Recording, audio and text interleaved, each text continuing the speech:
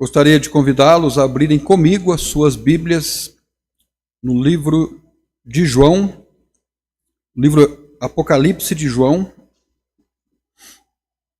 Apocalipse, como nós percebemos, nós estamos caminhando para o final do estudo do livro de Apocalipse. Estamos já no capítulo 21, faltando apenas um capítulo para nós fecharmos este estudo.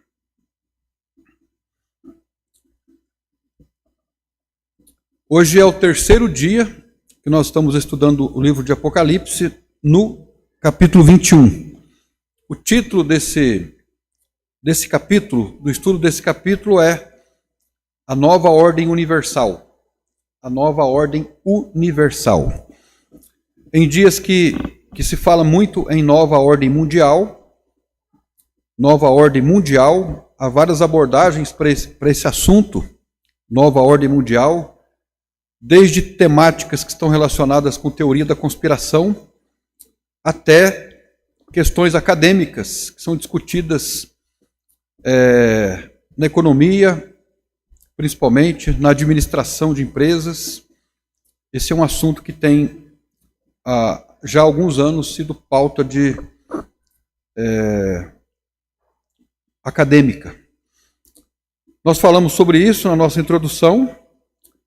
Falamos sobre, talvez, o que mais deva nos chamar a atenção, além de questões geopolíticas, mas o que deve nos chamar a atenção no que se diz respeito à nova ordem mundial, aquilo também que é chamado hoje de Agenda 2030, que está em curso, né? Ela foi planejada pela ONU, e ela está em curso no mundo todo.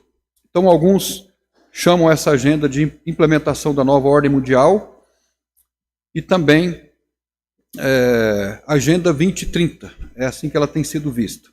Uma das coisas que deve fazer com que nós abramos os olhos é aquilo que diz respeito ao discurso interreligioso. As outras pautas certamente nos afetam, mas essa proposta de um discurso interreligioso talvez seja o assunto que pode nos prejudicar muito. E é como eu tenho dito algumas vezes para os irmãos, eu não sou, politicamente falando, eu sou apolítico, nem de esquerda nem de direita, porque eu creio que, de acordo com o Salmo de número 2, os homens todos estão contra Cristo, contra o Messias do Senhor. É isso que nos ensina o Salmo de número 2. E isso nos faz pensar que, assim como tem acontecido, por exemplo, na China comunista, pode ser que ocorra não somente no Brasil, mas no mundo. Por exemplo, na China você pode expressar sua religião, desde que a sua religião esteja de acordo com o Estado. Por exemplo, lá na China, todas as religiões, basicamente, como o shintoísmo, o taoísmo, o confucionismo, o budismo, e mais predominantemente o confucionismo, o Estado tolera, principalmente nas premissas que beneficiam o Estado. Porque no confucionismo, que é uma religião muito oriental, você deve total submissão à autoridade. Então, o Estado prega isso, né, de que os cidadãos chineses devem sujeitar-se à autoridade de acordo com o confucionismo, que é uma religião predominante na China. Isso, na verdade, beneficia o governo, porque o governo quer que as pessoas estejam subalternas, estejam sujeitas a ele. Então, nós não sabemos qual proporção, em que momento essas coisas podem atingir o nosso país, né? Mas o fato é que existe um curso hoje, está em andamento esse projeto no mundo todo, em que seja implementado um discurso ou uma prática interreligiosa. Essa prática diz o seguinte: você pode ser católico, você pode ser espírita, você pode ser o que for, desde que qualquer valor seu não afete o valor do Estado. Aí você não pode publicar. Aí você não pode falar, né? Mas aquilo que interessa ao Estado você pode. Então, que Deus nos proteja, nos ampare. Nós não sabemos, como nós já falamos no estudo do livro de Apocalipse, nós temos muita noção daquilo que são as colunas principais da escatologia bíblica, mas nós não sabemos os detalhes de todas as coisas, como é que elas ocorrerão daqui para frente. Ou seja, nós não sabemos como, no sentido detalhado, o mundo caminhará daqui para frente. Então nós falamos sobre isso, né, sobre a nova ordem mundial, e falamos sobre a nova ordem universal, já proposta no primeiro versículo do capítulo 21, quando João disse, ou escreveu, eu vi um novo céu e uma nova terra. Então aqui nós estamos falando de uma nova ordem universal. Essa nova ordem universal, ela faz a proposta de uma mudança radical em tudo que Deus criou. Tudo que foi criado será desfeito para que seja feito de novo. E interessante que hoje eu estava estudando o texto de Apocalipse, capítulo 21, e Deus permitindo, nós vamos mencionar daqui a pouco, a palavra novas, né, aqui encontrada, eu vi novo céu e nova terra. Essa palavra, a palavra nova na língua original, ela pode ser duas palavras. Eu não me lembro agora as duas. Neo e kainos. E uma coisa pode ser nova no sentido de que você pega a essência daquilo e dá uma reformada tão boa que fica nova. Por exemplo, você tem uma casa velha, você pinta a casa, troca algumas coisas, e aquela casa velha fica tão reformada, tão bem cuidada, que ela perde o aspecto de ser velha e é vista como nova. Agora, a renovação que o Senhor fará na terra não é assim. Ele não pegará alguma coisa velha e reformará para que ela tenha uma aparência de nova. Haverá uma transformação radical. É uma mudança de essência. É uma mudança de composição das coisas. É isso que o Senhor fará nesse novo céu e na nova terra. Então, nos versos 1 e 2, nós falamos sobre a criação do novo céu e da nova terra. Nós falamos depois sobre a morada de Deus com os homens, no verso de 3 a 8. Essa é a segunda parte do capítulo 21, que compreende os versos de 3 a 8. Então, a primeira parte é a nova ordem, né? A morada de Deus com os homens, versos 1 e 2. A segunda divisão do capítulo 21, a morada de Deus com os homens, versos de 3 a 8. E a palavra importante que nós destacamos aqui foi a palavra tabernáculo. A palavra tabernáculo que diz respeito ao fato de que Deus estará com o seu povo, ou que Deus estará conosco. Então aí nós podemos imaginar.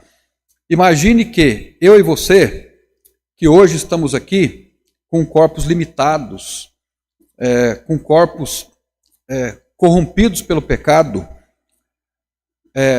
essa vida, a ordem em que nós estamos do lado de cá, ela cessa. Esse nosso corpo, ele será transformado por um corpo totalmente diferente, um corpo que se assemelha ao corpo do Senhor Jesus Cristo. E esse corpo que nós passaremos a possuir é o corpo que será levado para essa nova forma de existência. Esses são os termos que nós encontramos aqui em Apocalipse 21. Uma nova vida. E lá, aqui já dando prosseguimento ao nosso estudo, de acordo com o verso 4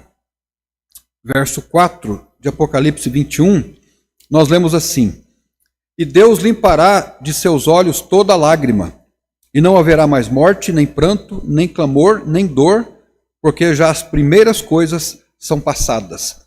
As primeiras coisas a que ele se refere aqui são essas coisas que nós estamos hoje. É a dimensão do lado de cá, né? Nós que imaginamos que do lado de lá está a morte, do lado de lá não está a morte para nós. A morte está do lado de cá.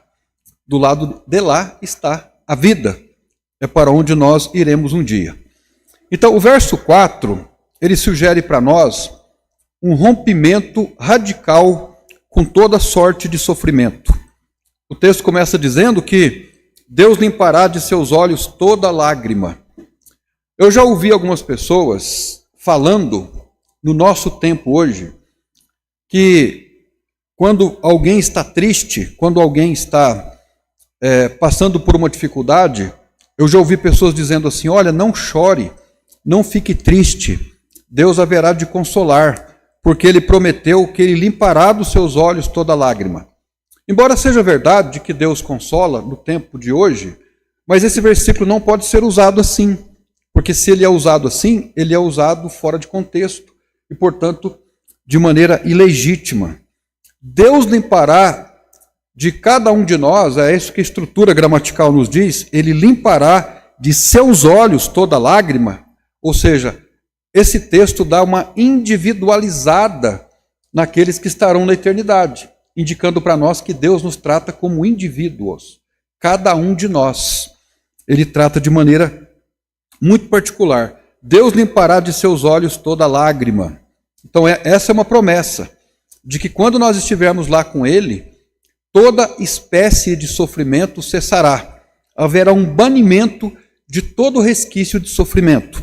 E o texto diz: não haverá mais morte, nem pranto, nem clamor, nem dor, porque já as primeiras coisas são passadas.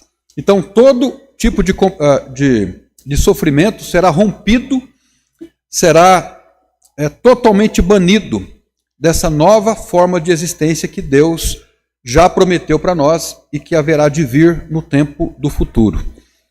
Irmãos, isso que nós estamos falando é palavra de Deus. Isso não é uma utopia.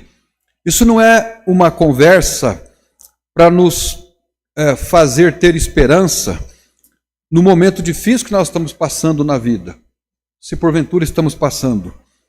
Mas é algo objetivo. O Senhor tem para nós o banimento de todo o sofrimento. Essa promessa, então, faz parte do cumprimento final da promessa de Deus sobre as novas coisas que Ele fará para o seu povo. Essa é uma verdade e uma condição futura da nossa existência consciente. E aí eu posso pensar sobre isso no seguinte sentido: vale a pena hoje nós sermos crentes. Vale a pena. Ser crente no tempo de hoje é fácil? Não. Se no passado os nossos irmãos foram perseguidos fisicamente, hoje nós temos sido perseguidos aqui, né? Há uma pressão emocional, há uma demasiada facilitação para que se viva uma vida sem Deus, né? Nos dias de hoje. Ou seja, nós estamos vivendo uma vida relativamente fácil. Tudo é muito fácil. No estalo de dedo nós temos aquilo que nós queremos. Podemos correr atrás dos nossos sonhos neste mundo e fazer com que eles sejam uma realidade. Mas para a vida do crente, tudo é mais difícil. O crente enfrenta mais problema quando está estudando, na faculdade, na escola. As pessoas que estão lá que não são crentes, para ela está tudo bem. Mas para o crente é tudo difícil. Para o crente, no trabalho, é difícil. Em todo lugar onde nós estejamos, tudo para nós é mais difícil.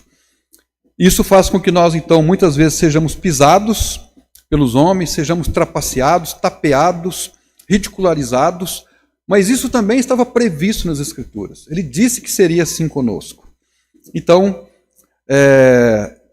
mas apesar de tudo isso, nós podemos ter confiança de que valerá a pena. O apóstolo Paulo faz muitas promessas sobre isso.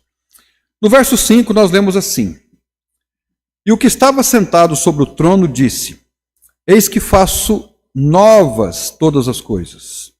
Aqui então, nessa palavra novas, nós encontramos a palavra kainós, e não neos. Kainós significa alguma coisa que foi refeita a partir do nada. Eis que faço novas todas as coisas. E disse-me: escreve, porque essas palavras são verdadeiras e fiéis. Então nós temos aqui ainda uma afirmação de que as palavras que ele está dizendo aqui, elas são verdadeiras e fiéis. Irmãos, nós vivemos hoje numa total descrença a respeito de tudo que se diz a respeito a Deus. Já prestou atenção nisso? O aspecto religioso, ele tem sido basicamente decepado, não somente nos recônditos cristãos evangélicos, mas até entre outras religiões. Se você pensar, por exemplo, no sentido demográfico ou sociológico, a Igreja Católica hoje tem uma crise de padre, por exemplo. Está faltando padre, né? Pessoas que são, entre aspas, vocacionadas para o ministério, que estão dedicados, que estão resolutos em dedicar as suas vidas para o aspecto religioso. Então, isso também acontece no meio cristão evangélico. Há falta de líderes também para a obra de Deus, porque há uma descrença no mundo todo. Haja vista sobre isso que a Bíblia diz que o justo viverá pela fé. Então, nós podemos confiar na palavra de Deus, porque ela haverá de cumprir no tempo dele. No verso 6, nós lemos assim: e disse mais, está, diga alguém, cumprido, está cumprido. Eu sou o alfa e o ômega, ou seja, é a primeira letra do alfabeto grego e a última letra do alfabeto grego. O princípio e o fim. Então, o que isso significa para nós? A palavra, ou a expressão está cumprido, ela é bastante parecida, ou ela tem muita semelhança com o que o Senhor Jesus Cristo disse quando ele estava morrendo na cruz pelos nossos pecados. Ele disse, está consumado. Então, isso no sentido mais prático, o fato de que o Senhor Jesus Cristo veio, ele cumpriu o seu ministério, ele cumpriu a sua obra e disse, está cumprido ou está consumado, isso revela para nós um traço interessante do caráter de Deus. Deus é uma pessoa que no seu caráter, na essência do seu caráter, ele planeja, ele executa aquilo que planejou do começo ao fim. Deus não começa uma coisa e termina. Já parou para pensar que no mundo em que nós vivemos, de maneira crescente, as pessoas cada dia mais começam uma coisa e interrompem? É um relacionamento que começa e é interrompido por causa do pecado. São tarefas que são iniciadas, mas é interrompida por causa do pecado. São missões que são iniciadas, mas que são corrompidas por causa do pecado. São votos que são interrompidos por causa do pecado. E daí por diante, né? Muita coisa começada e nada terminada. E se nós não tomarmos cuidado, essa atitude pode nos abraçar também. Mesmo que sejam em coisas pequenas, nós temos que ter o cuidado para olharmos para o caráter de Deus no sentido de que ele é o alfa e o ômega, ele é o princípio e o fim, dizendo para nós que isso revela um traço do caráter de Deus, que é aquele que começa e que termina. Ele executa aquilo que foi iniciado. Na verdade, irmãos, na nossa vida cristã prática, ou na nossa vida prática de maneira geral, é fácil iniciar, mas é difícil continuar. Porque para iniciar não é necessário esforço, às vezes não é necessário muita fé, mas para dar continuidade é necessário esforço. Às vezes fé, resiliência, como se diz no popular, às vezes arrependimento, às vezes para nós darmos continuidade àquilo que nós começamos, é necessário arrependimento. E sobretudo, para iniciarmos aquilo que nós iniciamos, é necessário amor, né? É necessário amor. Amor a pessoas com quem nós iniciamos algum tipo de relacionamento, seja fraternal, seja conjugal, seja filial. É necessário amor. E é necessário amor também para executar tarefas que foram iniciadas. A leitura de uma Bíblia, a leitura de um livro, né? O ministério na igreja, nós devemos dar continuidade. Quando eu entrei no seminário, eu me ingressei no seminário, eu me converti no final de 88. Aí passou o ano 90. Em 91, em fevereiro de 91, eu me ingressei no seminário. Eu era um novo crente, eu não entendia muita coisa. Na verdade, hoje eu sei que eu não entendia quase nada, né? Eu fui criado basicamente numa fazenda, num ambiente muito tradicional, e de repente eu fui para o interior, era uma cidade pequena também, mas eu me deparei com os crentes. E eu ouvia os pastores pregando naquela época, nos anos 90, que eles haviam percebido, eram pastores que já tinham seus 50 anos, 40 e tantos anos, 50, já estavam com meia idade, talvez alguns com 15, 20 anos de ministério, outros um pouco mais, que diziam assim: os crentes hoje não têm compromisso mais com nada. Começa uma coisa e não termina, né? Não querem compromisso com nada. Aí eu estava pensando isso esses dias, isso já tem mais de 30 anos. Naquela época, os crentes não tinham compromisso com nada.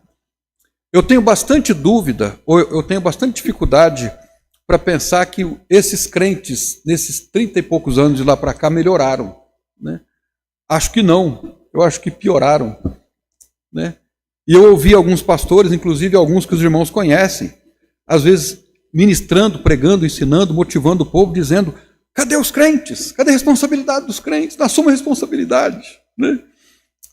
E isso, na verdade, é um triste quadro do meio cristão do nosso tempo.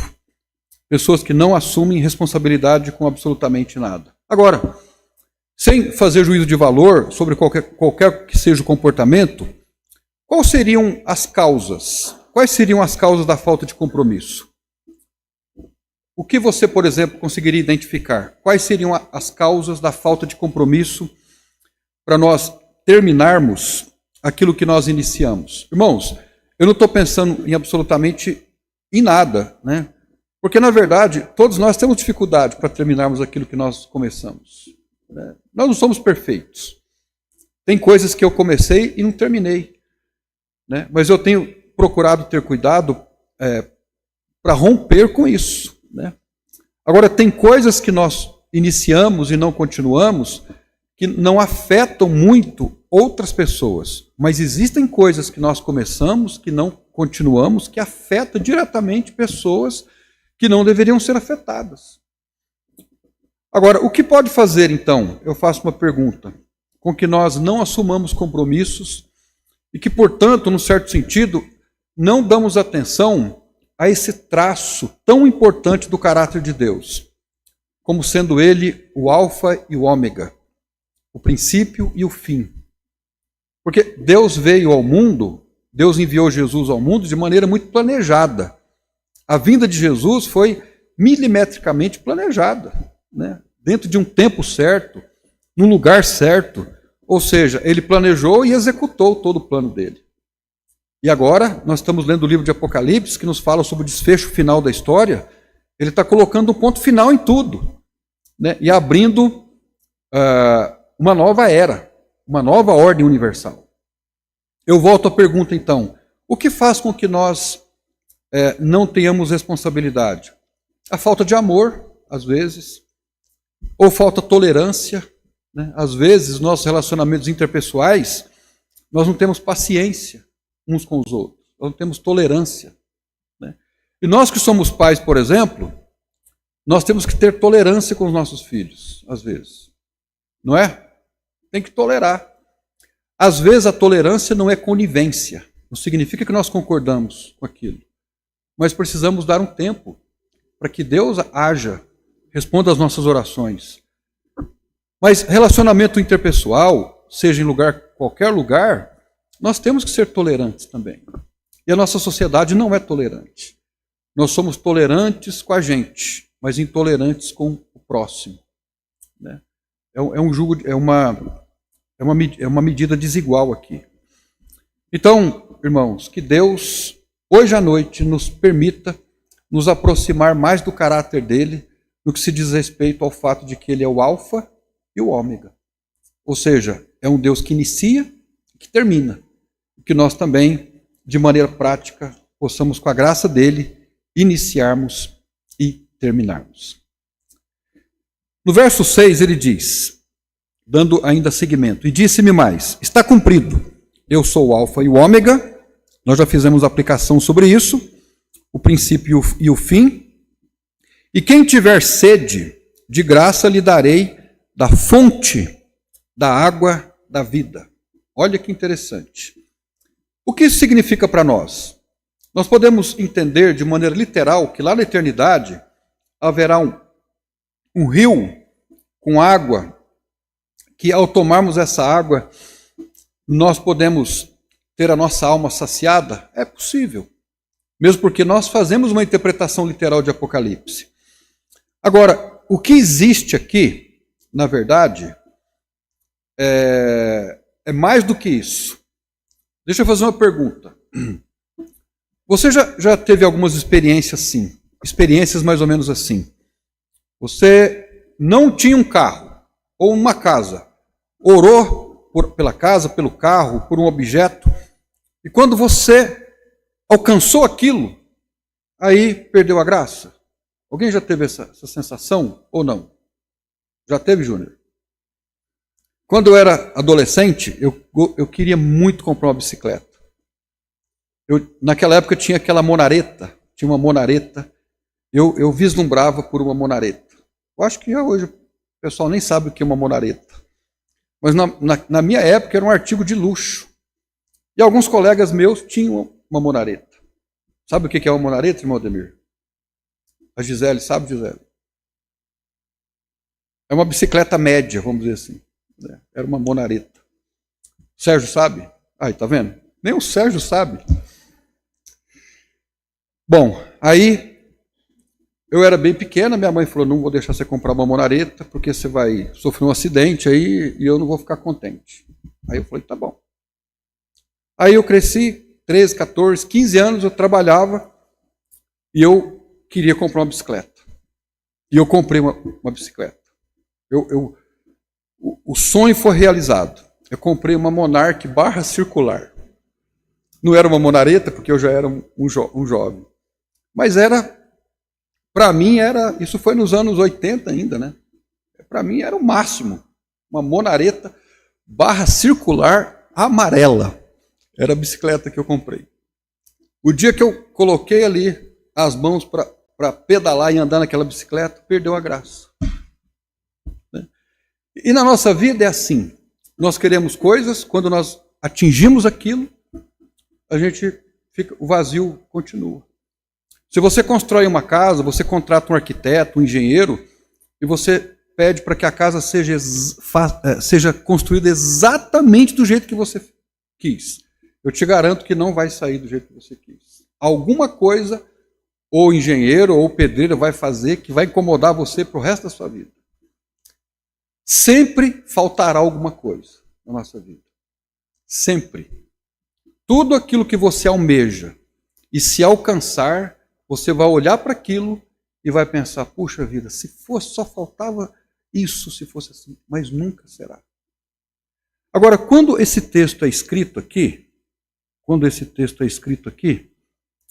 no verso 6, a quem tiver sede, de graça lhe darei a fonte da água da vida. O que isso significa? Qual é o sentido dessa verdade para nós? Essa nossa ansiedade pela completude, por alguma coisa que nos complete, de maneira que nós digamos assim: agora sim, estou satisfeito. Isso nunca vai existir enquanto nós estivermos aqui. Porém, quando nós estivermos lá, quando o texto diz que quem tiver sede, ou quem tiver o anseio, quem perceber esse falta alguma coisa, ele dará de graça a fonte da água da vida. Ou seja, lá nós seremos totalmente satisfeitos. Não nos faltará lá absolutamente nada. Nós alcançaremos a plenitude.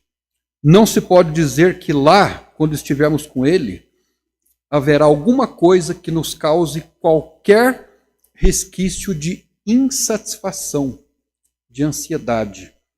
Porque o preenchimento será pleno, totalmente pleno.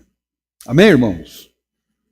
No verso 7, nós lemos, agora o texto começa a ficar interessante. E quem vencer, herdará todas as coisas. E eu serei o seu Deus, e ele será o meu filho. Agora, e quem vencer? O texto ensina que aquele que vencer herdará alguma coisa. Herdará alguma coisa. Quem vencer, herdará todas as coisas, e eu serei o seu Deus, e ele será o meu filho.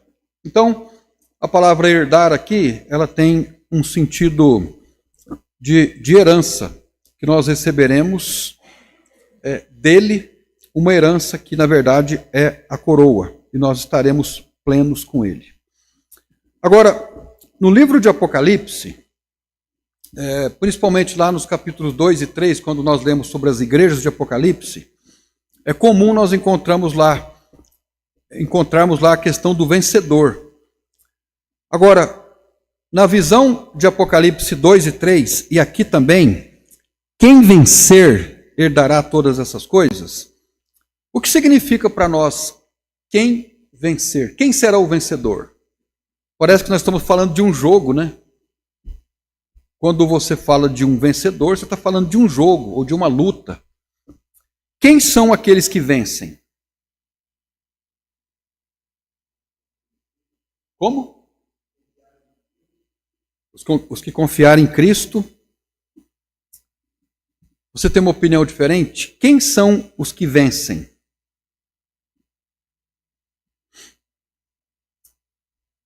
Nós podemos entender quem são os que vencem no verso 7, fazendo um contraste com aqueles que não vencem. Veja o 8. Mas quanto aos covardes, aos incrédulos e aos abomináveis, aos homicidas e aos fornicadores, aos feiticeiros e aos idólatras e a todos os mentirosos, a sua parte será no lago que arde com fogo e enxofre, o que é a segunda morte. Então, quem são os vencedores? Os vencedores serão aqueles que não serão lançados no lago de fogo e que não provarão a segunda morte. E eu pergunto aos irmãos agora, o que é a segunda morte? Qual é o conceito bíblico sobre segunda morte? Quem saberia dizer?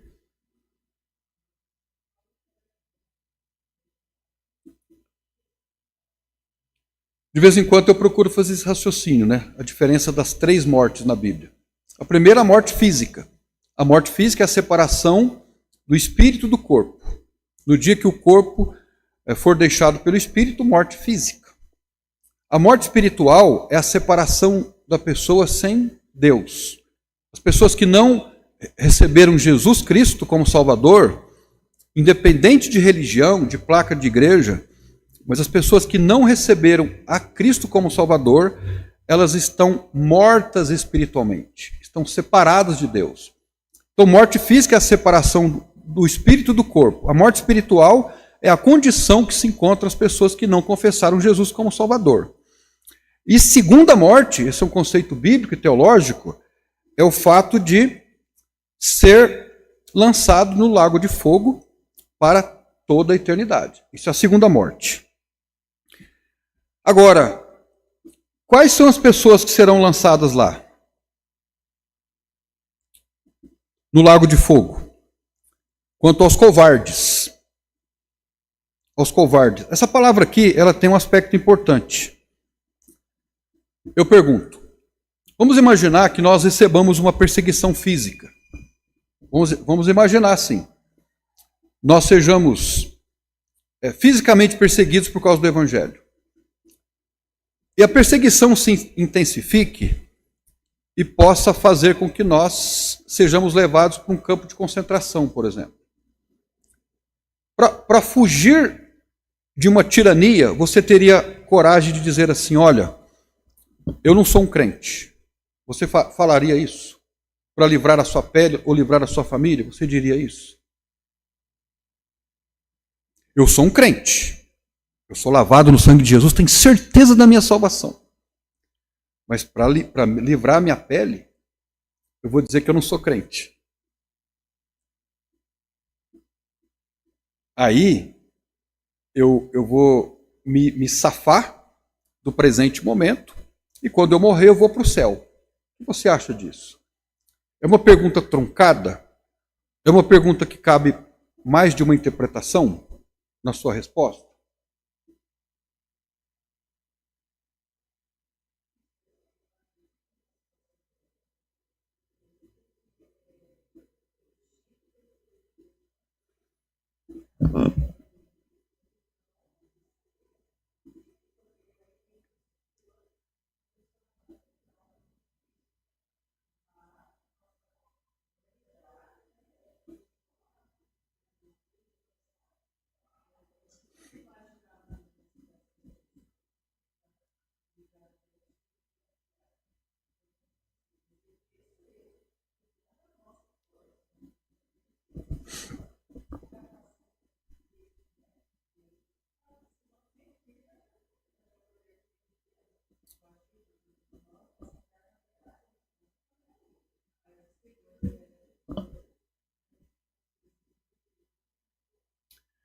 Os irmãos que estão acompanhando, né?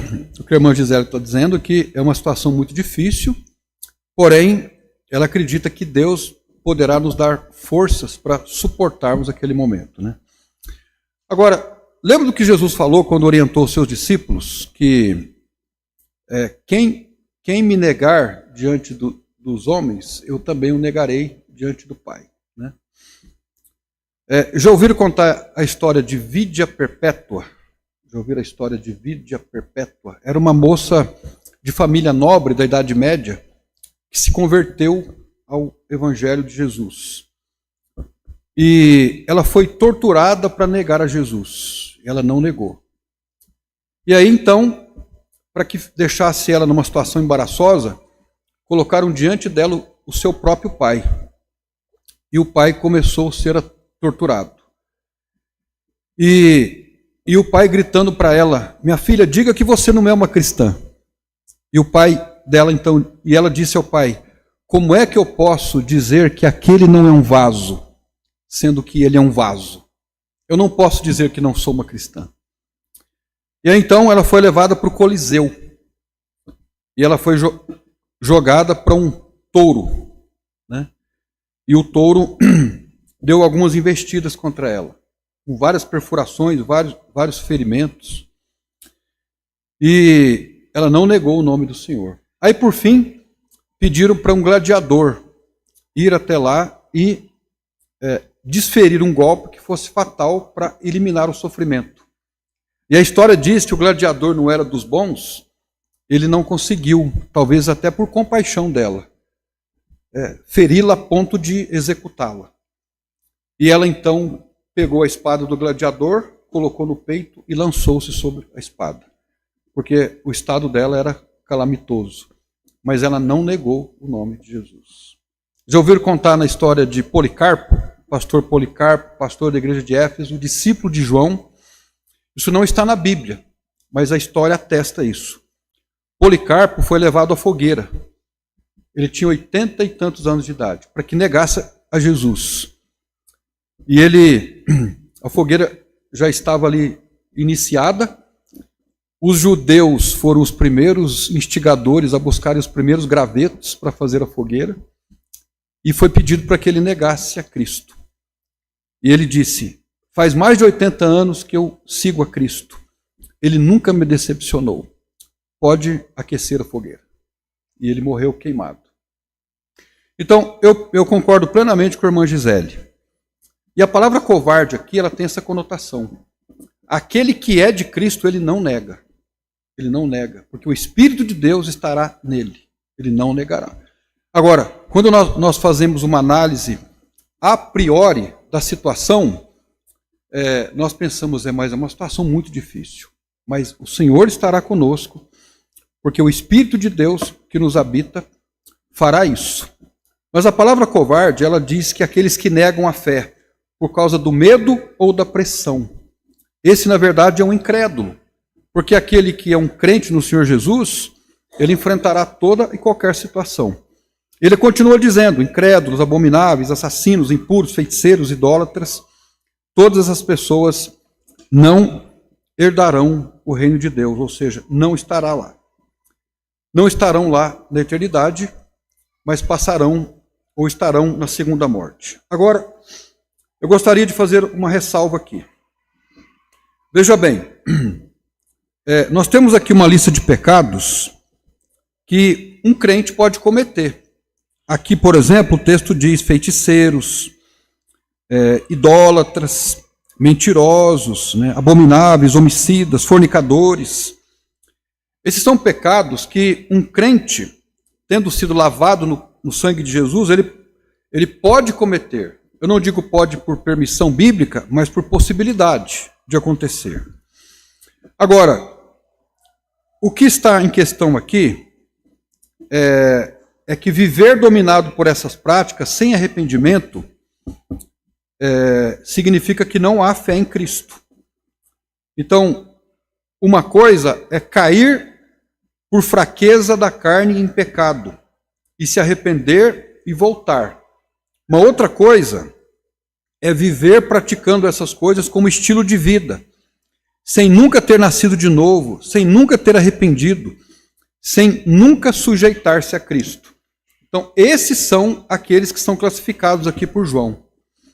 Esses pecados, nós vamos terminar aqui, representam o caráter dos que permanecem no mundo em rebelião contra Deus e rejeitam a salvação por Cristo. O que acontecerá com eles é que eles serão jogados no lago de fogo. Então, o que é feito com uma pessoa, aliás, o que a Bíblia exige para que uma pessoa seja salva? O que a Bíblia exige para que alguém seja salvo e não seja enquadrado com aqueles que são citados no verso 8? Fé em Jesus Cristo, fé genuína em Jesus Cristo, aquele que se arrependeu dos seus pecados, o novo nascimento em Cristo, de acordo com João capítulo 3, arrependimento verdadeiro, vida em santificação progressiva. E eu termino com o seguinte pensamento. Vamos imaginar uma pessoa que ela não é crente, ela não tem Jesus Cristo como Salvador, ela vive no mundo. Vamos imaginar que essa pessoa, com seus amigos, né, com as pessoas do seu círculo de amizade, contava piada suja, piada imoral, licenciosa. Aquilo era uma prática. Ela ria, aliás, ela contava piada, dava risada, achava engraçado, achava-se o máximo. Aí essa pessoa conheceu o Evangelho, recebeu Jesus como Salvador. Ela, no momento em que ela estará com os seus amigos, no seu elo de amizades, ela não vai mais contar essas piadas. Ou você acha que vai? Não. Por quê? Porque alguém que contava piadas achava graça, achava aquilo uma coisa estupenda, grandiosa. A partir do momento que ela foi confrontada com o Evangelho, começou a ler a Bíblia, ela já não conta mais. Porque o pastor disse que não pode? Porque a igreja disse que não pode? Porque existe um código de ética na igreja que diz que não pode? E aí? Por que ela tem uma postura diferente? Exatamente. É a presença de Deus na vida dela. O novo nascimento, quando ocorre em nós, faz com que nós nos tornemos recipientes do Espírito Santo, morada do Espírito Santo. É por isso que eu digo, é impossível que alguém que professe uma fé genuína no Senhor Jesus Cristo, que passe pela experiência do novo nascimento e continua pecando do mesmo jeito. Agora vamos imaginar, essa pessoa que contava piada suja e que de repente percebeu-se contando uma piada numa roda de amigos e deu ali peraí, agora eu sou diferente, né? Eu já não conto mais. Aliás, eu vou me afastando dessas pessoas, né? Essa pessoa se torna santa, superior às demais? De forma alguma. Mas ela não concorda mais com aquilo. Pode ser que essa pessoa um dia conte uma piada maliciosa, licenciosa? Pode. Mas ela vai ficar destruída. O Espírito Santo vai fazer com que ela se arrependa. Vê a diferença, né, do crente e do não crente? Então, esse processo é chamado de processo de santificação progressiva. Nós vamos nos desvencilhando, nós nos incomodamos com aquilo que nós fazíamos. E esse mesmo princípio se aplica aos outros pecados também. Mesma coisa, mentira, questões relacionadas à sexualidade pervertida, relacionamento com pessoas, ira, daí por diante, né? Nós não temos a mesma postura mais. Lembra do texto que nós lemos no início?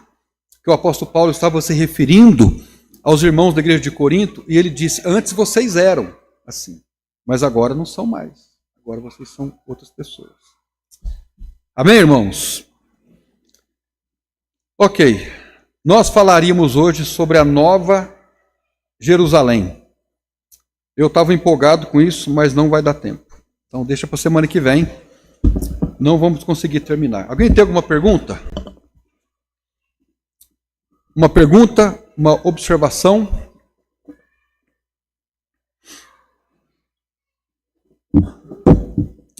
Nós vamos orar então, para encerrarmos o nosso tempo e tomarmos o nosso cafezinho. Senhor nosso Deus e nosso Pai, obrigado pela sua palavra, obrigado pela possibilidade que temos hoje de vivermos uma vida nova em Cristo. Nós bendizemos o teu nome por isso. E não há em nós mesmos nenhum mérito, não há nada que seja louvável, mas tudo deve ser atribuído à nova vida que possuímos em Cristo. E muito obrigado também pelas tuas promessas, pelo teu grande amor para conosco. Abençoa os irmãos que estão aqui, os irmãos que estão acompanhando pela internet, que a graça do Senhor esteja com todos. Essa é a nossa oração, no nome de Jesus. Amém. Deus abençoe os irmãos.